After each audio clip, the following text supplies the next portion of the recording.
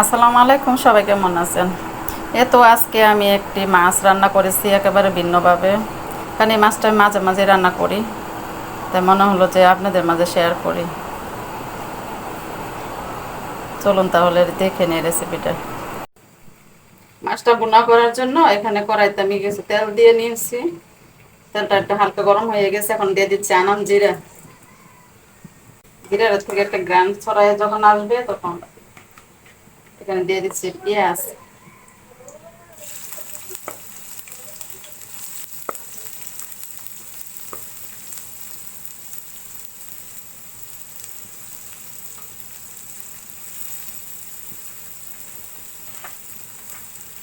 আর দিয়ে দিচ্ছি কাঁচামরিচ খালি করে। শুধু কাঁচামরিচ দিয়ে রান্না করবো, গুঁড়া মরিচ দেবো না।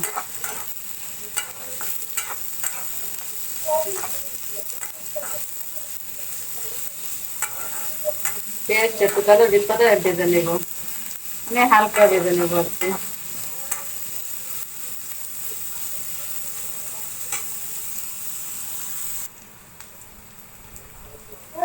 পেঁয়াজটা আমি এরকম ভেজে নিয়েছি।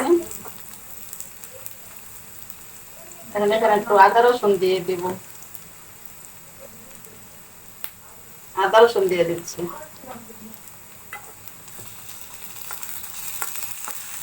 আদা রসুনটা একটু তেলের সাথে ভেজে নেব।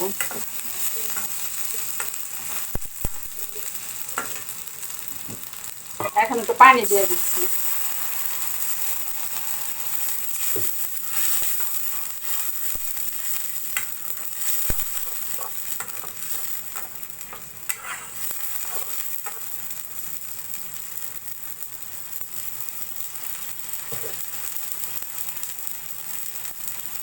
একটু ধনিয়ার গুঁড়া দিয়ে দিচ্ছি, লবণ দিয়ে দিচ্ছি।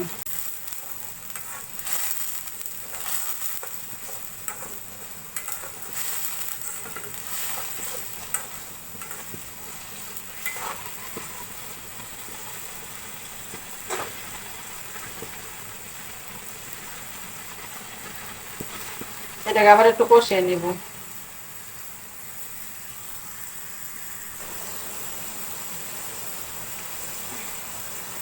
মশলাটা আমার কষানো হয়ে গেছে। এবার এখানে আমি 4 পিস রুই মাছ নিয়েছি। রুই মাছটা ভালো করে ধুয়ে নিয়েছি, লেবু দিয়ে একটু ধুয়ে নিয়েছি, লেবু চিপা দিয়ে। লেবু রসটা দিয়ে ধুইলে পরে মাছের কাঁচা গন্ধটা থাকে না।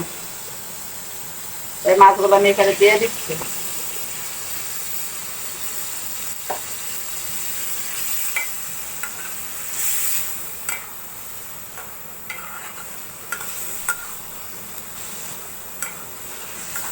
এই রান্নার কাজ যে কোনো মাছ দিয়ে করা যায়, পাঙ্গাস মাছ দিয়ে করা যায়।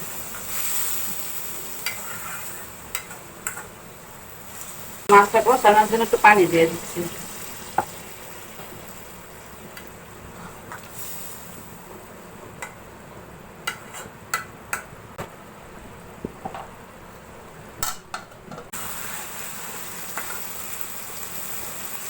মাছটা ভালো করে কষিয়ে নিয়েছি।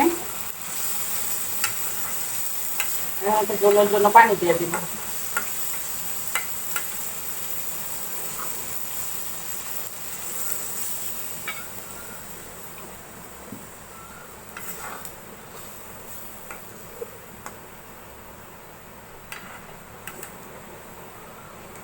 এই মাছটা একটু জোল জলি থাকবে, জোলটা দিয়ে ভাত খেতে মজা হয়।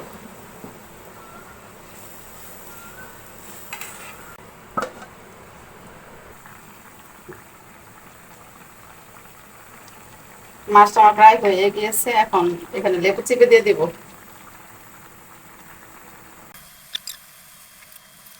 মাছটা আমার হয়ে গেছে, এখন নামিয়ে নিব।